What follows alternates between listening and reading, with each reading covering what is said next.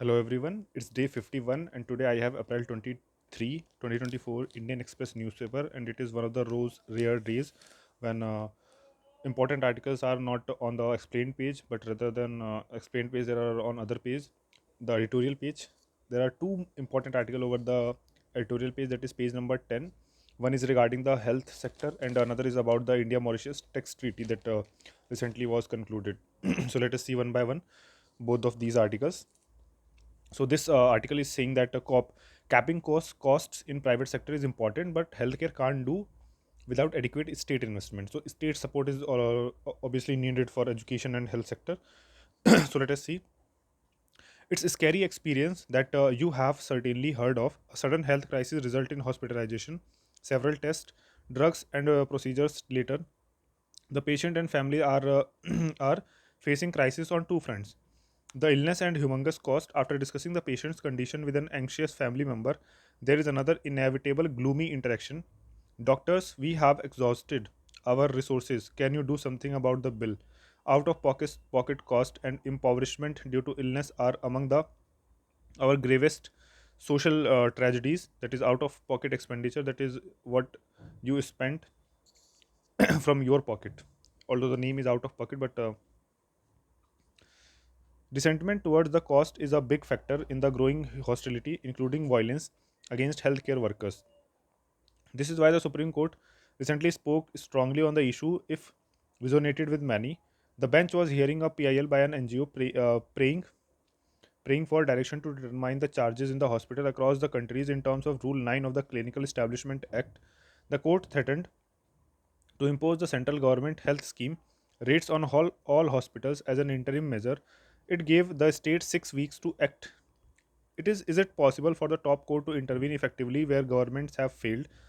What exactly is it wading into? If there is one policy which should be prioritized by a nation that genuinely cares for its citizens, it's the elimination of money as a precondition to relieve suffering in an illness. What comes closest to this aspiration is a publicly funded health system which gives timely, effective, and free care, irrespective of social class. Countries with universal health care ensure that no one pays at the point of care. Funding comes from taxes, thus, the rich subsidize the health of the poor, and everyone uses the same facility. So, if you are knocked down on the road or suffer a heart attack, needing instant life saving care, whether you live or die, is not determined by money or social status. So, following independence, India's professed policy was to attain universal health care. However, deliberately or through benign neglect, the state underfunded public facilities, making space for an alternative to emerge. The elite, desiring healthcare designed for their needs, started building big hospitals. Some started as charity, but most soon realized that healthcare is lucrative. So they were also unwittingly bailing out the state by establishing high end curative services which had been ignored in the preoccupation with primary care. This process took a big leap after liberalization when for profit hospital chains funded by investors and global capital entered the fray. Private hospitals provided efficient, sanitized, and high tech care compared to public hospitals. The middle class shifted to them. The poor also soon began to prefer private care. India now has the distinction of having the largest private healthcare sector in the world. But that's only part of the story. There are other characteristics crucial to understanding private healthcare in India. First, a universal truth: healthcare does not follow market rules. It involves unpredictability, distress, and relies on empathy. That's why even dominant market economies insulated healthcare. Secondly, healthcare in India is one of the least regulated. Anyone can start a hospital anywhere, promote irrational treatment, and thrive without accountability. Finally, it is characterized by a deep co-option of medical professionals. Doctors own hospitals and income are linked to profits, hospitalization, prescription, test, and procedures, even if unnecessary, are rewarded. So there can be no more dangerous conflict of interest for citizens seeking care. Thus, ordinary Indians are caught in the pincer or cost of costly, excessive care in the private sector and crowded slow, suboptimal care in the state facilities. So the situation became embarrassing for political parties. What could they do? The task of reinvigorating the public sector seemed difficult and too long for quick electoral dividends. The next big policy was to buy care from the private sector through mass insurance scheme for the poor. The early starters were the Arogya Shri in Andhra Pradesh and Rajiv Gandhi Jivan Dai Arogya Yojana in the Maharashtra. Okay, so Arogya Shri in Andhra Pradesh and Rajiv Gandhi Jivan Dai Arogya Yojana in Maharashtra. So its current national version, ambitious flagship PM uh, Ayushman Bharat PM Jan Aushadhi Yojana covers almost half of the population. But for such schemes to be viable, the health sector had to play by the rules, by some rules, and cost had to be rationalized. The growing private health insurance sector also demanded regulation. The Clinical Establishment Act was introduced in 2010, partly as a response to these needs. It seeks to bring a semblance of order by registering all health establishment, setting minimum standards, and even rationalizing cost by setting ranges. Predictably, it met with resistance. Many state governments have not yet implemented it or done so half heartedly. It is naive to think that private healthcare will agree to cost control out of notion of social responsibility if business is booming anyway. So even during COVID, irrational charging was rampant. It is argued that forcing the private sector is unfair when it is the government's job to provide healthcare. So while this may seem in this may seem in intuitive, it's the disingenuous because government subsidize private healthcare in more ways than one. Besides training of healthcare workers in state institutions, this also includes several infrastructural concessions. In a sense, private health is subsidized by the public money. So previous efforts to control private sector costs have largely failed. The Supreme Court's intervention is potentially powerful, but it is entering tricky territory.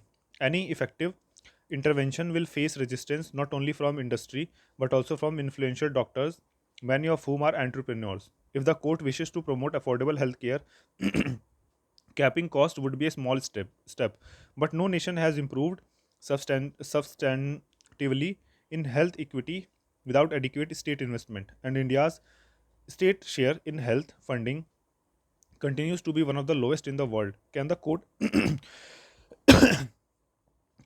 address this fundamental issue? So our nation is the process of choosing the next government. Our nation is in the process of choosing the next government. Manifestos of all parties have made token commitments to healthcare. One would have thought that with COVID in recent memory, the state of healthcare would occupy center stage, but politics seems busy with personalities, identity, and emotive issues, with the poor internalizing suboptimal healthcare as their destiny and the middle class no longer having a stake. Activists seek legal remedies to what should be a political battle. My lords, the burden on you is immense, if not unfair. So this was about the cost of healthcare in India. So let us read one other important article, which is about the India Mauritius tax treaty that was signed recently to avoid double tax avoidance agreement. So let us see. Tax treaties are integral to cross border investment relation as they define the treatment of incomes that arise in one country accruing to a resident of another country.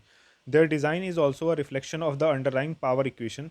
Developing countries often negotiate treaties that cede greater taxing rights in the hope of higher investments. Whether it is legitimate for third countries to avail for such benefits by routing investment through the preferential jurisdiction has been discussed widely. In the Union of India versus Azadi Bachao, the court was of the view that the treaty shopping is necessary evil for a developing economy. Treaty shopping. Bachao, the court was of the view that treaty shopping was okay. Treaty shopping is a new term that is mentioned here. 2 decades on, the norm and legal framework have changed dramatically. The base erosion and profit shifting program was to end the use of low tax jurisdiction for tax avoidance. Since then, the OECD tasked with the redesign of the international tax laws to push forward such reforms has developed a set of best practices. Among these, Among these was the multilateral instrument that allowed countries the option to select text treaties and provisions therein that would be amended suitably and swiftly. The instrument received wide support. One of the key reforms it initiated was the inclusion of a provision for prevention of treaty abuse as a minimum standard and an amendment to the preamble to the treaties. The latter is to prevent non taxation or reduced taxation through tax evasion, including treaty shopping arrangement that provide benefits to residents of other jurisdiction and anti-abuse rules that will enable administrations to deny tax benefits to circumstances certain circumstances. In more than 1100 treaties signed by countries, a broad anti-avoidance rule or principal purpose test has been opted for.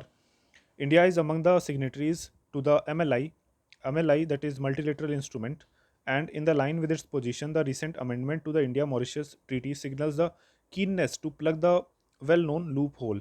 The amending protocol to the India-Mauritius Treaty may ensure that the treaty benefits, which includes lower withholding rates, will not be granted where it can be reasonably concluded that obtaining the benefits is one of the principal purposes of the transaction. The language ensures that the tax administration can probe based on intent.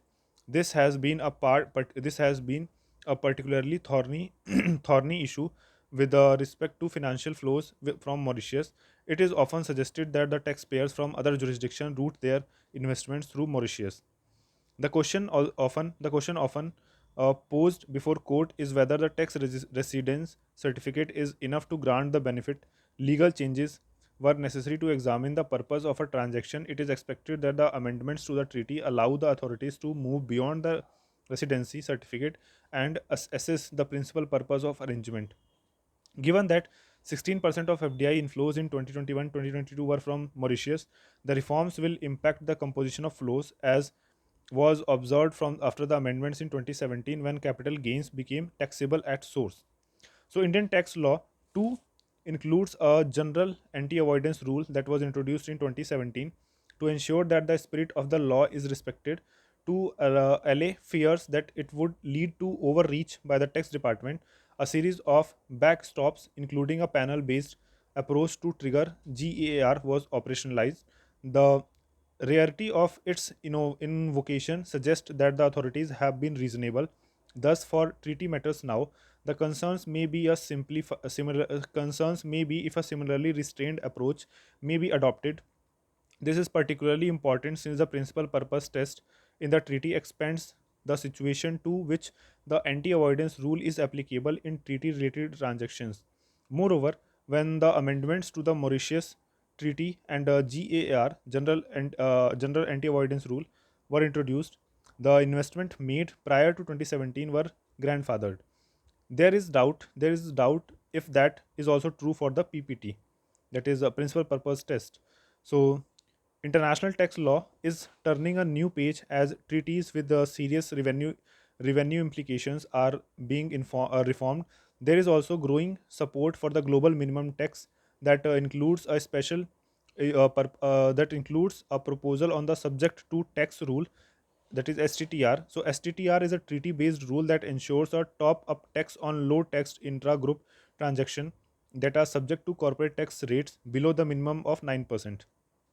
So these changes could further impact the current practice of using treaties to avail benefits. As India changes its tax treaties, this amendment is proof that the BEPS program has indeed shifted the direction of policy to ensure investment decisions are not all about tax. So this was all from today's newspaper. Uh, so important terms that as I mentioned is one is principal purpose test and another was subject to tax rule, that is STTR. So STTR is a treaty based rule that ensures top up tax on low. So and one important term was about the double tax avoidance agreement and FDI inflows. So Mauritius was 16% FDI flows in 2021 was from Mauritius. So Mauritius contributes 16% of the FDI. So few terms that were important from this article was the treaty shopping, and principal purpose test, and subject to tax rule. So that's all from today's newspaper. We'll meet again tomorrow with some few important articles. Till then,